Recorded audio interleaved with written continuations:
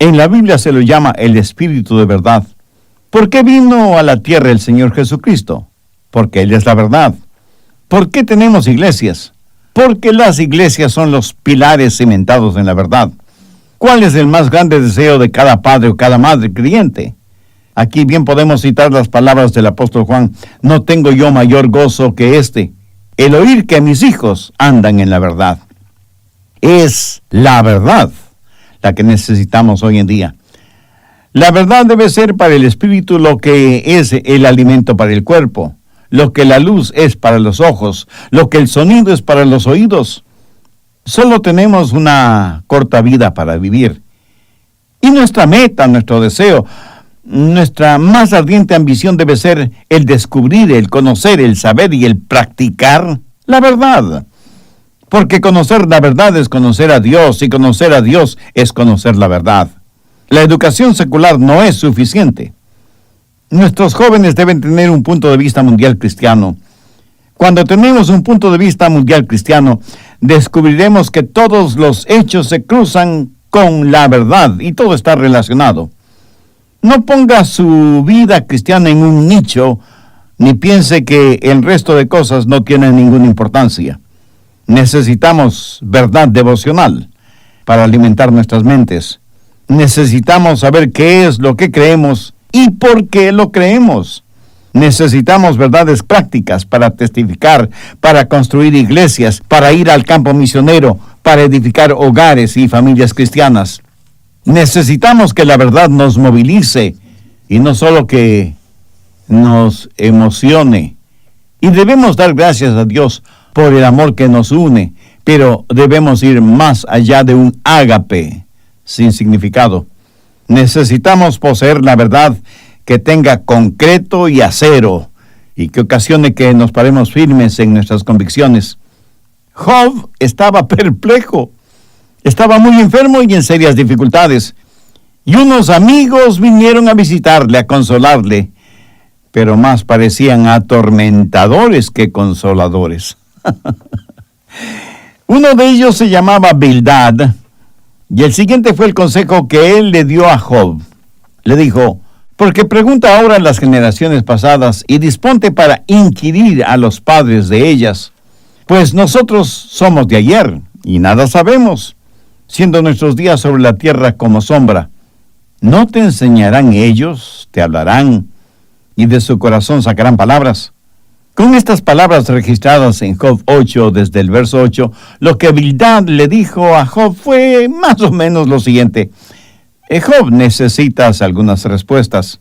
Por lo tanto, debes ir a la biblioteca y desempolvar algunos libros antiguos y comenzar a estudiarlos.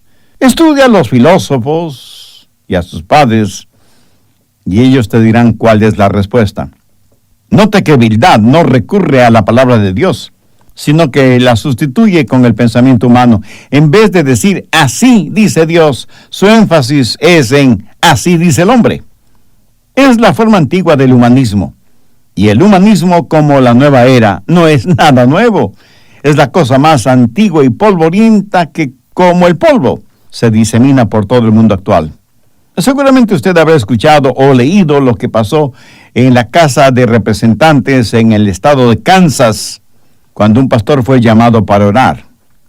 Todos esperaban una oración normal, con palabras y frases piadosas que muchas veces los clérigos usan, tratando de no herir los sentimientos religiosos de nadie. Pero la oración del pastor George White sorprendió a todo el mundo. Fue como lanzar una roca contra el avispero.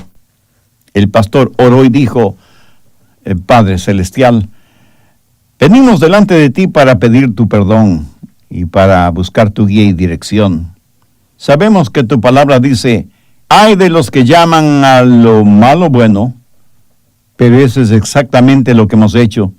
Hemos perdido nuestro equilibrio espiritual y hemos invertido nuestros valores. Confesamos que hemos ridiculizado la verdad absoluta de tu palabra y ahora practicamos un pluralismo moral. Estamos adorando a otros dioses y los llamamos multiculturalismo. Hemos respaldado la perversión y las llamamos estilo de vida alternativo. Estamos explotando a los pobres por medio de las loterías. Somos negligentes ante los pobres y los llamamos autopreservación. Recompensamos la vagancia y ociosidad por medio de la ayuda económica estatal. Estamos matando a los bebés por medio del aborto y los llamamos una opción. Hemos dejado de disciplinar a nuestros hijos y decimos que estamos construyendo su autoestima. Hemos abusado del poder y los llamamos sagacidad política. Codiciamos las posesiones ajenas y los llamamos ambición. Hemos contaminado el aire con profanación y pornografía y los llamamos libertad de expresión. Nos burlamos de los honestos valores morales y éticos de nuestros antepasados y los llamamos iluminación. Examínanos, oh Dios, y conoce nuestro corazón. Pruébanos y conoce nuestros pensamientos y ve si hay en nuestros caminos perversidad. Límpianos de todo pecado y libéranos. Guía y bendice a estos hombres y mujeres que han sido enviados por el pueblo de Kansas y que han sido ordenados por ti para gobernar este gran estado. Dales tu sabiduría para gobernar y que sus decisiones puedan guiarnos hacia el centro de tu voluntad. Lo pido en el nombre de tu Hijo, el Salvador que vive, Jesucristo. Amén. Yo diría que esa fue una extraordinaria oración. ¿No le parece?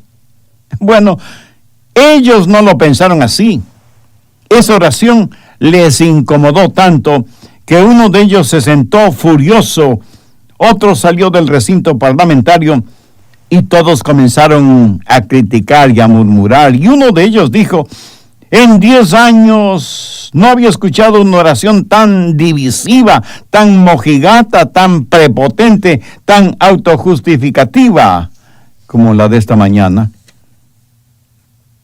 Yo doy gracias por ese pastor que tuvo la valentía de orar de esa manera, porque todo lo que dijo revela la verdadera condición moral y espiritual en la cual vivimos. ¿Sabe por qué estamos en crisis? Porque ya no creemos en una verdad absoluta. Si retrocedemos hasta la década de los años 60, encontramos que las Cortes de Justicia habían revertido el principio de una nación bajo Dios, que hasta entonces era el principio fundamental de la historia norteamericana. En 1962, un juez de la Corte Suprema decretó que la oración en las escuelas públicas era inconstitucional. En 1963 se prohibió la lectura de la Biblia en las escuelas públicas. En 1980, el exhibir los 10 mandamientos fue declarado inconstitucional. En 1982 se prohibió la enseñanza del creacionismo, o sea, que los seres humanos fueron creados por Dios Todopoderoso. En 20 años se expulsó a Dios de las escuelas públicas y se le dijo que no regrese nunca más. ¿Cuál ha sido el resultado de todo eso? Hoy los hijos necesitan el permiso de sus padres por escrito para que en las escuelas o colegios les den una aspirina en caso de ser necesario, pero con la ayuda de consejeros, las jovencitas pueden tener un aborto y matar al bebé sin que sus padres lo sepan. Dígame usted si es que no tenemos serios y muy serios problemas. Dios ha sido sistemáticamente excluido de las escuelas públicas. En un estudio realizado por el Departamento de Educación Pública de los Estados Unidos, el doctor Paul Bitts, profesor de psicología de la Universidad de Nueva York, después de hacer una investigación de los textos escolares usados por millones de niños y niñas en el sistema educativo, dijo lo siguiente: los responsables por estos libros parece que tienen un profundo temor de cualquier forma activa de cristianismo contemporáneo, especialmente de un firme protestantismo. Este temor ha guiado a los autores a negar y reprimir la importancia de esta religión en la vida norteamericana. La naturaleza de este prejuicio es clara. Religión, valores familiares tradicionales y posiciones conservadoras, políticas y económicas han sido cuidadosamente excluidas de los textos escolares. Esto es particularmente inquietante porque se lo encuentra en un sistema que es pagado por todos los contribuyentes y que debe estar comprometido a un conocimiento objetivo, imparcial y certero. Estos textos escolares están escritos presentando una negación sistemática y consistente de la historia, la herencia, las creencias y los valores de un gran segmento de la población norteamericana. Ahora, esto no lo dijo ningún pastor o predicador, sino un profesor de psicología de la Universidad de Nueva York en un estudio patrocinado por el Departamento de Educación Pública. Como resultado vemos la clarificación de valores en las escuelas. Vemos que en la educación sexual se promueve nuevos estilos de vida. Vemos la distribución de condones y pastillas y aparatos contraconceptivos. Vemos a consejeros ayudando a las jovencitas para que aborten sin que sus padres lo sepan. ¿Cómo sucedió todo esto? ¿Cómo es que hemos llegado a perder el punto de vista cristiano que alguna vez tuvimos? Bien, comencemos a ver los fantasmas del pasado que nos acosan. ¿Recuerdan lo que Bildad le dijo a Job? Lo resumo. Le dijo que debía consultar a los filósofos de la antigüedad. ¿Quiénes son los filósofos del pasado que han torcido nuestra manera de pensar hoy? Hubo 5 hombres en el siglo XVIII que básicamente modelaron lo que sucede en nuestro país hoy. Usted necesita saber esto, tanto como necesitan saberlo sus hijos y sus nietos. El primer hombre fue George Friedrich Hegel. Fue un filósofo alemán que vivió en el siglo XVIII. Hasta ese entonces, la gente había aceptado sin cuestionar los valores absolutos universales. Lo bueno era bueno, lo malo era malo. El asesinato, el adulterio, la violación eran cosas malas en cualquier lugar del mundo. Y si alguien pensaba que esas cosas no eran malas, se le veía como una aberración.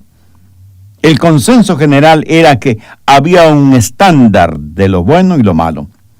Pero Hegel apareció en el escenario de la historia y rechazó la moral absoluta y comenzó a enseñar su teoría dialéctica. ¿Qué es eso?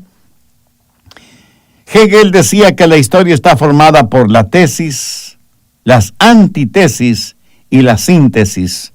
La tesis es una idea, una proposición que la gente cree que es verdad, y defienden esa idea hasta que alguien viene con una idea contraria, o sea, una antítesis. Y se entabla una lucha entre la tesis y la antítesis hasta cuando las dos ceden un poco, o la una gana sobre la otra, produciéndose una síntesis, que no es otra cosa que la tesis y la antítesis juntas y forman una nueva tesis. Y eso se transforma en el nuevo y aceptable modelo de la verdad. Hegel dijo que no había morales absolutos. No estuvo hablando de evolución biológica, sino de evolución filosófica y social. Dijo que la sociedad siempre está en acción, es siempre cambiante y que, por lo tanto, es imposible que haya un estándar fijo de lo bueno y de lo malo.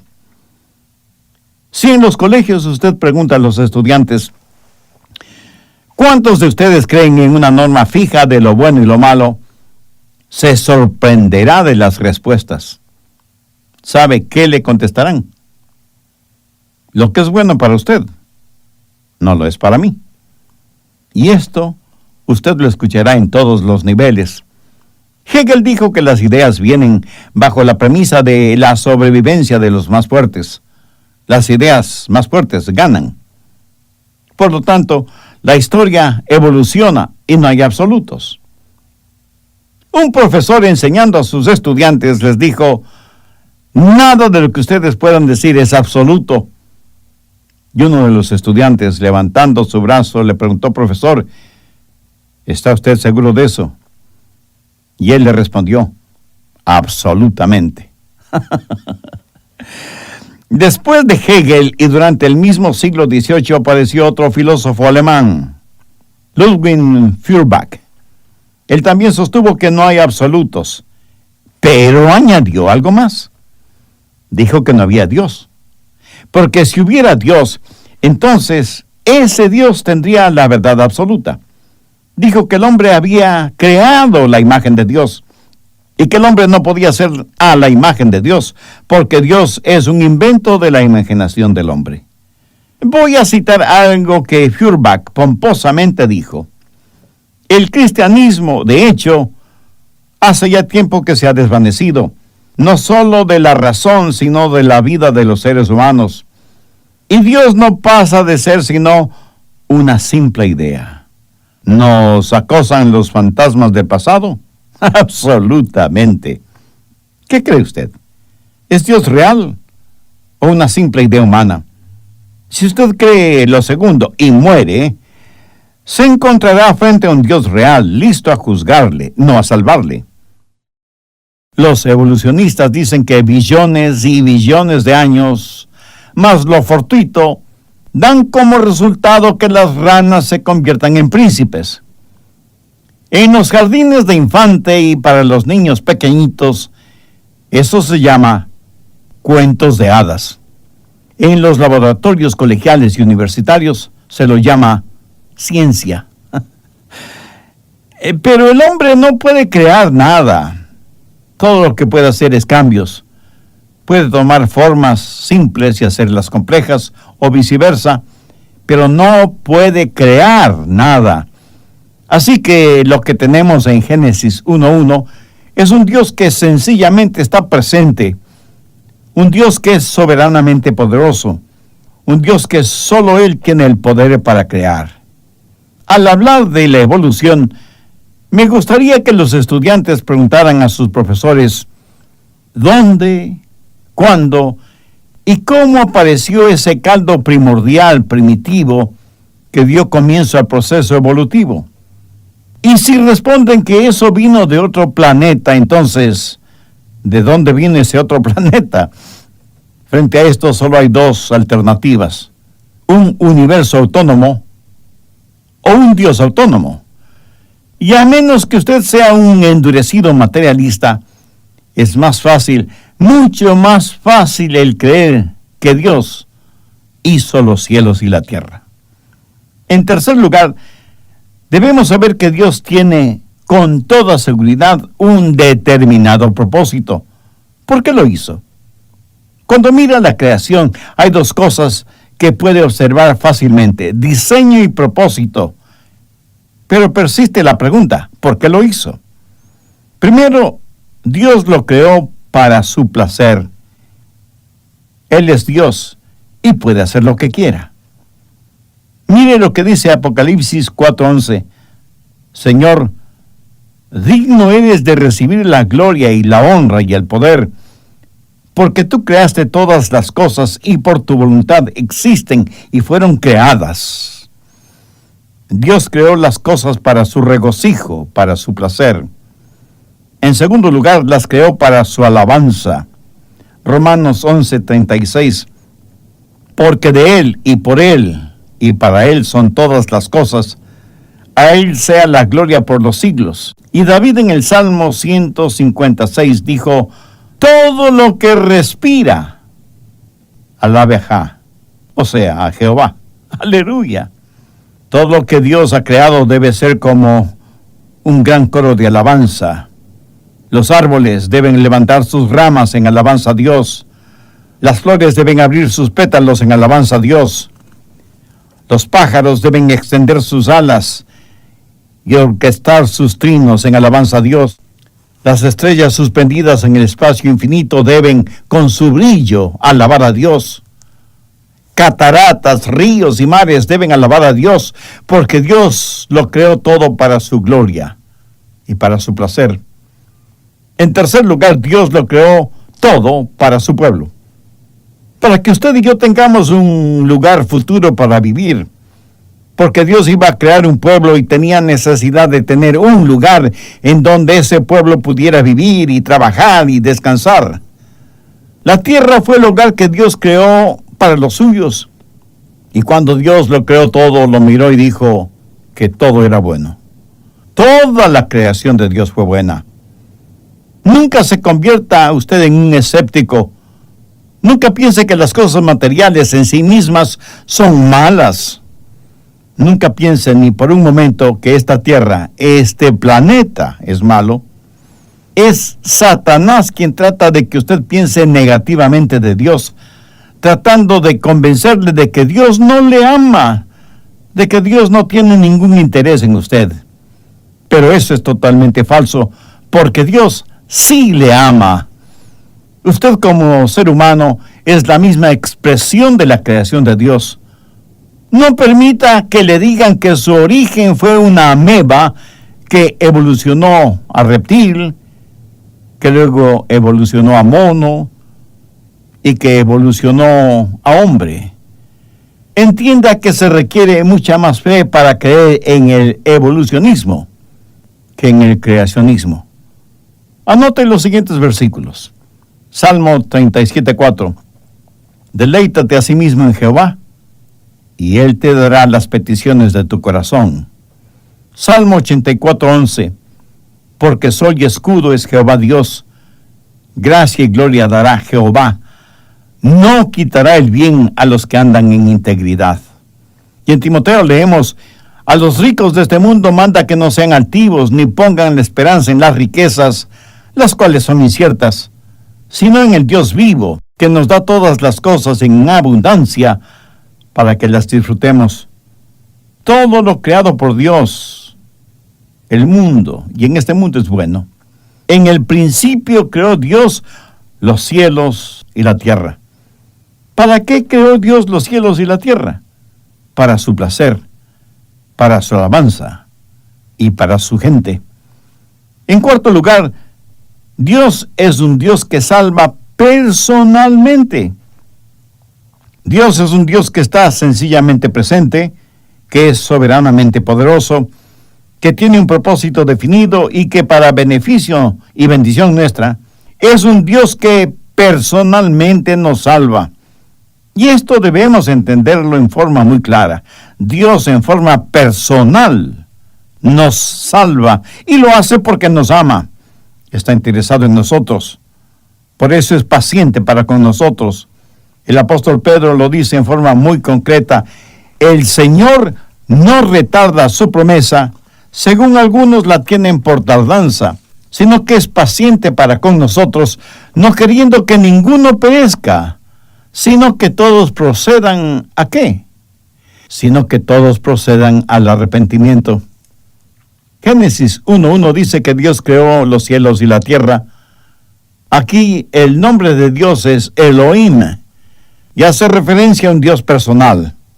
Hablemos de esto por un momento. En Elohim, el principio de esa palabra, El, significa un Dios que tiene ilimitado poder, fortaleza.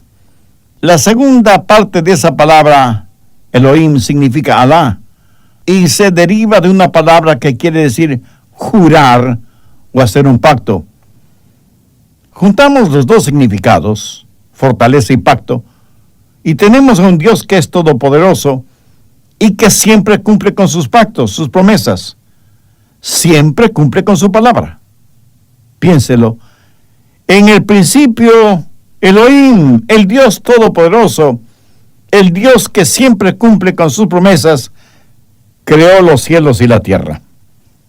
Hace ya algunos años, la industria cinematográfica presentó la serie de películas con el tema de la Guerra de las Galaxias. He visto solo porciones de esas películas en la televisión, pero he leído y he escuchado mucho acerca de esas películas en las cuales, de alguna manera, se reconoce en forma pasiva a un ser supremo, al cual lo identifican como la fuerza. ¿Qué puede ser más impersonal que eso? La fuerza. Pero en la Biblia Dios no es la fuerza. Dios es una persona superinteligente que tiene emociones y voluntad. Y seguramente alguien me preguntará: pastor, ¿qué tiene que ver todo esto con lo que está diciendo con el punto de vista mundial cristiano? Excelente pregunta. Bien, permítame decir lo siguiente. Génesis 1:1 elimina cualquier otro punto de vista mundial, excepto el punto de vista mundial bíblico. Por ejemplo, para algunas personas el punto de vista mundial es el ateísmo, o sea, no hay Dios. Bueno, si usted cree en Génesis 1:1, no puede ser ateo. Otro punto de vista mundial es el politeísmo, que significa creer en muchos dioses. Si usted cree eso, no puede creer en Génesis 1:1. Otro punto de vista mundial es el fatalismo, que lo que tiene que suceder, pues sucederá, y nadie puede hacer nada al respecto. Otro punto de vista mundial es el panteísmo. Este punto de vista mundial proclama que Dios y el universo son la misma cosa. De paso, permítame informarle que el panteísmo es una religión hindú.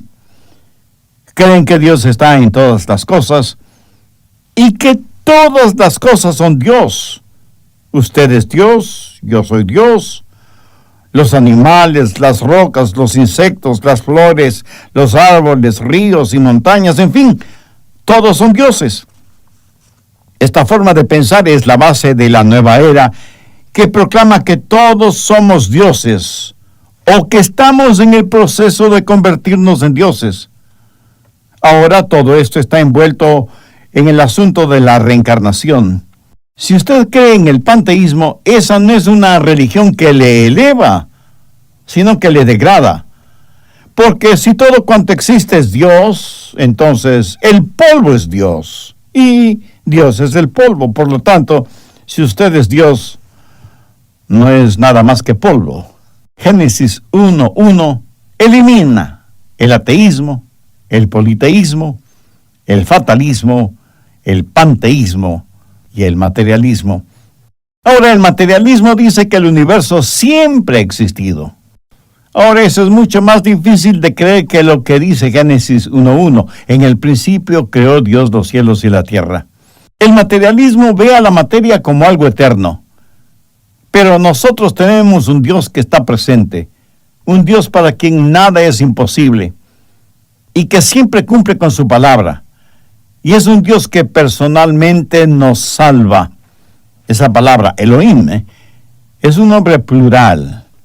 Y Génesis 1:1 literalmente dice, en el principio los dioses crearon los cielos y la tierra. Y ya oigo de inmediato a alguien decir, entre asombrado y alarmado, un momento, pastor, un momento. Usted mismo muchas veces ha dicho que hay un solo Dios. Sí.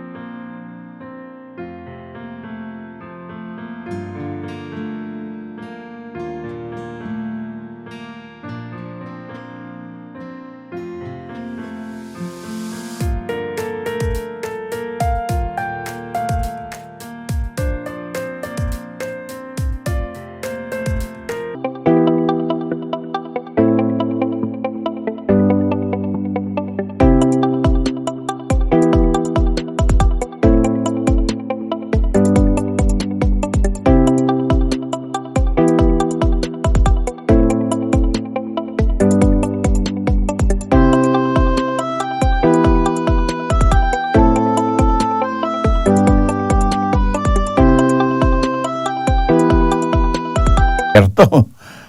Lo he dicho y lo seguiré diciendo porque es la verdad.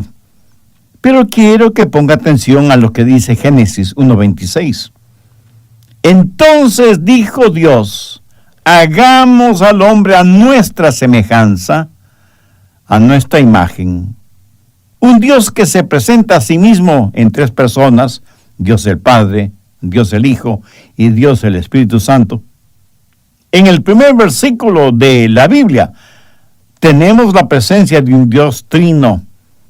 Tenemos un Dios que sencillamente se presenta, debemos reconocerle. Tenemos un Dios que es soberanamente poderoso, debemos respetarle. Tenemos un Dios con un propósito seguro, debemos reverenciarle. Tenemos un Dios que personalmente salva, debemos recibirle. Todo esto está contenido aquí en Génesis 1:1. En el principio creó Dios los cielos y la tierra. Toda vez que Génesis 1:1 es fundamental, quiero compartir con usted dos pensamientos, dos verdades básicas para la vida. Primero, tenemos una solemne obligación hacia Dios, porque Él nos creó. Y la Biblia dice en Isaías 45:9, ¡ay del que pleitea con su hacedor! Y en el libro de Eclesiastés 12:1 leemos, acuérdate de tu Creador. ¿Lo ve? Tenemos una obligación hacia Dios. Veamos ahora Isaías 43:1. Ahora así dice Jehová, Creador tuyo, oh Jacob, y formador tuyo, oh Israel. No temas, porque yo te redimí. Te puse nombre. Mío eres tú. Somos suyos porque Él nos creó y Él nos redimió. Por lo tanto, tenemos una obligación hacia Él. Ay del que pleitea con su hacedor. Esa es la primera verdad fundamental que quiero que la sepa y que la entienda. La segunda verdad es la siguiente. No solo tenemos una obligación hacia Dios, sino que Dios tiene una obligación hacia nosotros. Y le puedo asegurar que no estoy diciendo ninguna blasfemia. Vean lo que dice Primera de Pedro 4:19. De modo que los que padecen según la voluntad de Dios encomiendan sus almas al fiel Creador. Pastor Rogers, ¿qué quiere decir eso? Bueno, quiere decir que Dios no nos creó para luego abandonarnos. Una de las peores cosas que un hombre puede hacer es procrear un hijo o una hija y abandonarlos. Escúcheme, cuando Dios nos creó y nos puso en esta tierra, no nos creó para abandonarnos. Cuando Él creó todo lo que creó, lo observó todo detenidamente y habiendo finalizado su trabajo creativo, dijo que todo era bueno. Pero cuando el pecado entró en el mundo, ya no todo fue bueno. Entonces el Señor Jesucristo se encarnó, nació de una virgen, vivió una vida sin pecado y fue injustamente acusado y sentenciado a muerte y muerte de cruz. Fue al Calvario para pagar por nuestras culpas y desde la cruz vio su trabajo.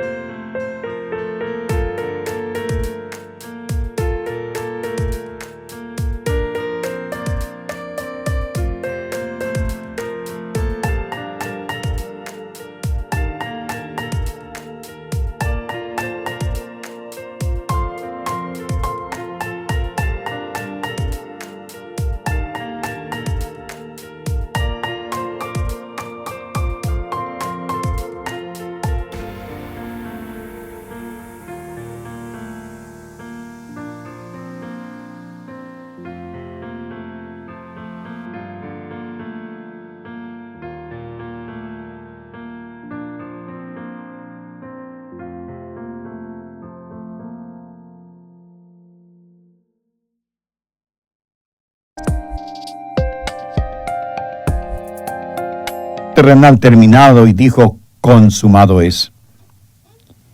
Y ahora hay una nueva creación para quienes creen en Él. Cuando usted entrega su corazón a Dios, cuando confía en Jesús y le recibe como su Salvador y Señor, cuando el Santo Espíritu de Dios mora en usted, usted está cumpliendo su obligación hacia Él. Es como si usted declarara, tú me creaste, tú me redimiste, por lo tanto, lo entrego todo a ti. Luego, cuando Él viene a usted para guardarle, protegerle y cuidar de usted integralmente, Él está cumpliendo su obligación con usted. ¿Por qué? Porque el Dios que le creó, no le creó para luego abandonarle. Y en Génesis vamos a ver cómo estas verdades son opuestas a todas las mentiras que circulan por el mundo hoy en día. Hay un hermoso himno que dice que se necesitó un milagro para suspender a la tierra en el espacio. Se necesitó un milagro para suspender las estrellas en el firmamento. Pero cuando Jesús salvó mi alma, me perdonó y me limpió, ese fue un extraordinario milagro de amor y de gracia. ¿No quisiera usted experimentar ese milagro ahora mismo? Entonces, ¿por qué no invita a Jesús a vivir en su corazón? ¿Por qué no le dice en la intimidad de su mente y de su alma, Dios eterno, creo firmemente que soy creación tuya y que tú me amas y quieres salvarme? Creo que enviaste a esta tierra a tu Hijo, el Señor Jesucristo, para que muriera por mí, para redimirme y darme una nueva vida. Por eso quiero entregarte mi corazón, mi vida, todo lo que soy ahora mismo.